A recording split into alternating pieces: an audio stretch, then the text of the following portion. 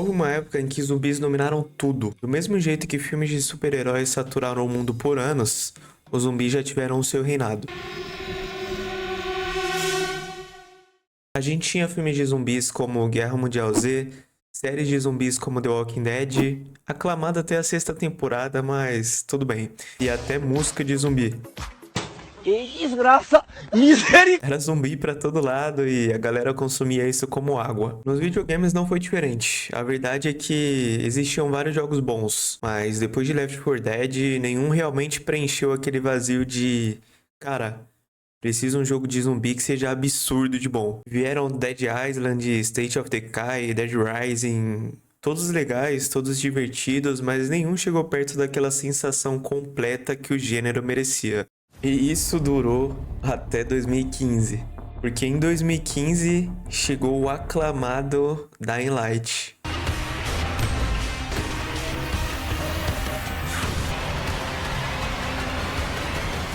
E sinceramente foi como se alguém finalmente tivesse entendido a fórmula. Dying Light é um dos jogos mais divertidos que eu já toquei na vida. Esmagar zumbi já é naturalmente terapêutico. Agora imagina cortar zumbi enquanto escala um prédio, salta de telhado em telhado e se pendura igual um maluco numa favela de um país que você nem sabe pronunciar o nome.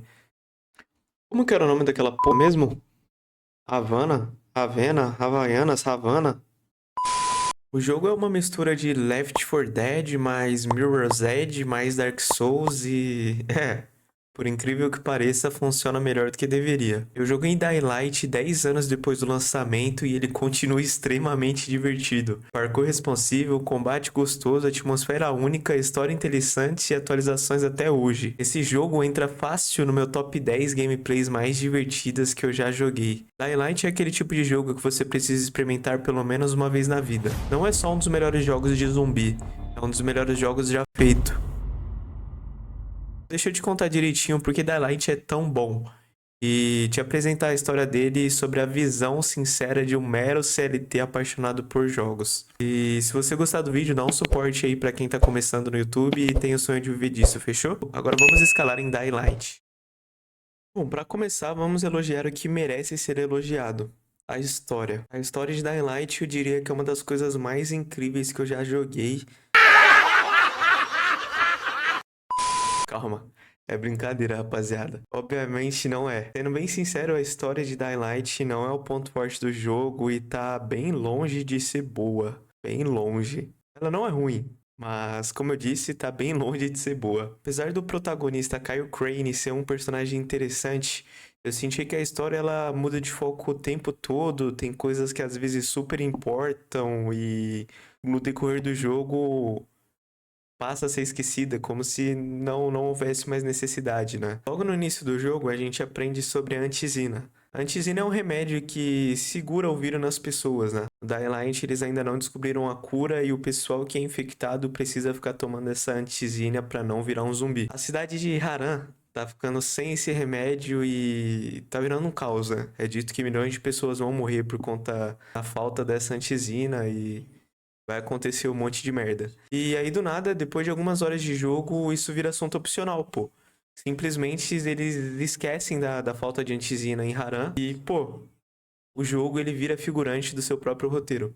Mas enfim, a história desse jogo é bem mediana e tá tudo bem. Porque, honestamente, quem se importa com a história do jogo quando você pode fazer isso com um zumbi? Mas já que eu tô aqui pra te dar um contexto, deixa eu te dar um resumo rápido da história aqui, sem spoiler. A gente acompanha a história de Kyle Crane, um agente infiltrado da organização GRE. Ele é mandado para a cidade de Haran, que está completamente tomada pelo vírus, para recuperar um documento confidencial cheio de informações importantes. E detalhe, a maior parte do jogo a gente passa sem saber o que tem nesse bendito documento.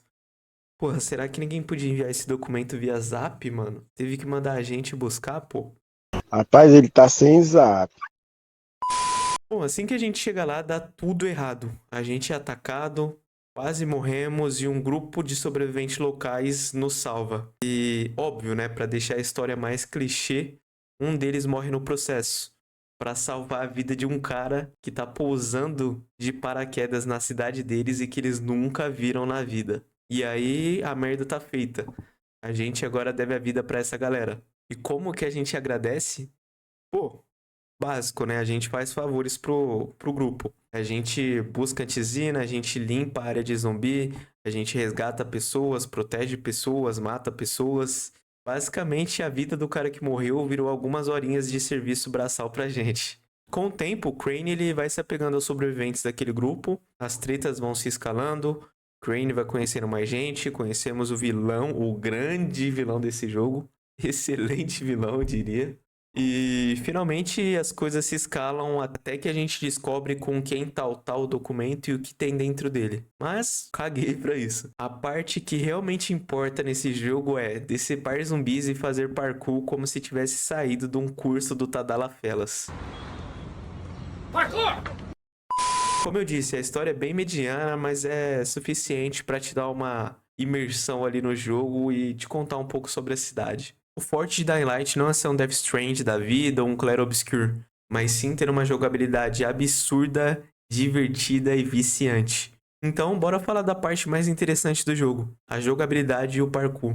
Bom, agora sim, a parte que faz Dying Light ser tão viciante, pô. A jogabilidade desse jogo é simplesmente incrível. A gente pode pular entre telhados, se pendurar em corrimões, postes, beiradas, ar-condicionado.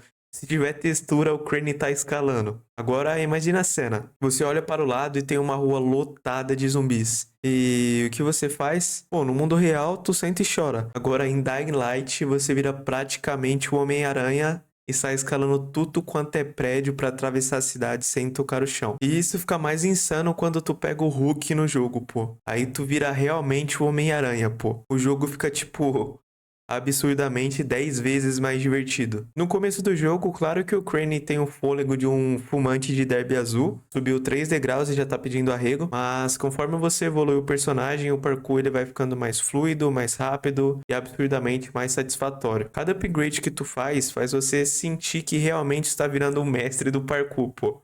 E isso é incrível, porque sinceramente é a melhor característica do jogo inteiro. Agora vamos falar da segunda coisa mais divertida desse jogo: o combate e os zumbis.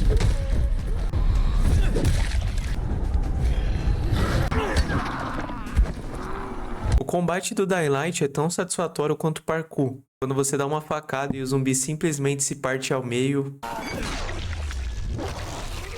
Meu amigo, isso é terapia, pô. É bom demais. Eu, como um humilde CLT, posso afirmar com propriedade: jogar isso depois de um dia estressado no trabalho é melhor que ter o VR aumentado, pô. A variedade de armas desse jogo também ajuda muito. Tem faca, facão, machado, martelo, porrete, espada, arco, picareta, arma de fogo. Se tiver cabo e machuca, tá no jogo. Agora sobre os inimigos. Existem basicamente dois grupos: os soldados do Rise e os zumbis. Falando um pouco dos soldados do Rise. Eles são bem simples, ou tem arma de fogo ou arma branca. E é isso. Zero criatividade na variedade deles, porém, a IA deles é muito boa. Eles desviam, eles contra-atacam, eles defendem, fica cercando você. É tipo o combate de algum Dark Souls, tu desvia e bate, desvia e bate, desvia e bate. Agora falando dos zumbis, aqui sim está o charme do jogo, pô. O jogo ele segue aquela forma clássica do Left 4 Dead. Tem um zumbi tanque, o zumbi que cospe ácido, o zumbi que explode, o zumbi que grita, o zumbi que corre. O básico bem feito. E o mais legal é que para cada tipo de zumbi existe uma estratégia diferente. E essa dinâmica de zumbi deixa a gameplay bem variada, né? A gente não fica só batendo em zumbis bobos ali. Mas ainda falta falar sobre o zumbi mais foda desse jogo, que são os voláteis. Provavelmente acho que é um dos inimigos mais legais já feito em qualquer jogo de zumbi. Só que para mim explicar os voláteis eu preciso te explicar sobre o ciclo de dia e noite desse jogo. E meu amigo, à noite o jogo muda completamente.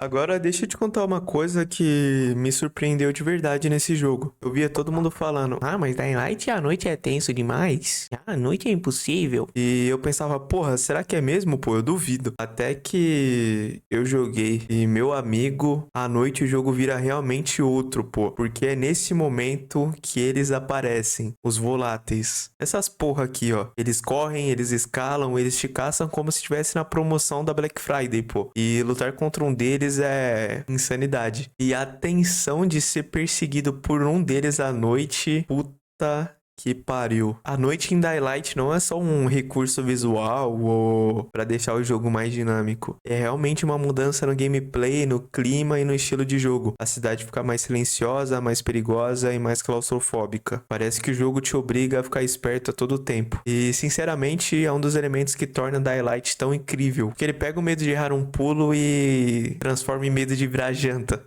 Twilight tem várias DLCs, mas a mais impactante, a que todo mundo fala até hoje, é a The Following. Eu não cheguei a jogar por um motivo muito simples. CCLT é uma desgraça, pô. As contas vêm, o salário some e a DLC fica só no um dia eu compro. Mas, passando aqui um overview pra vocês, pelo que eu sei, a The Following adiciona muita coisa nova no jogo, um bugão totalmente personalizável. Sim, agora você atropela zumbis em alta velocidade com estilo, uma nova área gigantesca para explorar, novas missões e uma campanha própria, novos personagens, novos NPCs e uma atmosfera bem mais rural, cheia de cultistas malucos e segredos bizarros. Ou seja, é praticamente um outro jogo dentro do jogo.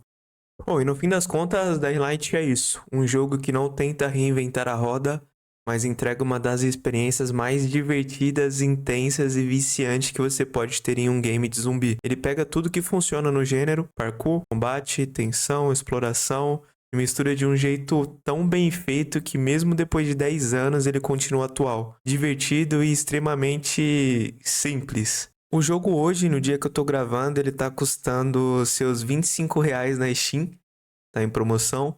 Pô, por R$ 25 tu não come um bife a cavalo aí na esquina de onde tu trabalha, pô, então realmente vale muito a pena. Mas o preço normal desse jogo ali ele varia entre R$ 120 a R$ 150, que ainda assim continua valendo muito a pena. É um jogo incrível, pô. Então, se você nunca jogou, vai jogar. Se você já jogou, joga de novo. Porque esse, meu amigo, é um dos melhores jogos de zumbi já feito. E um dos mais divertidos que você vai encontrar na vida. Pô, agora que tu já sabe um pouco mais da minha visão desse jogo fabuloso, deixa aí nos comentários qual jogo que tu quer ver no próximo vídeo. Da opinião de um CLT Gamer aqui, fechou? Valeu e é nóis!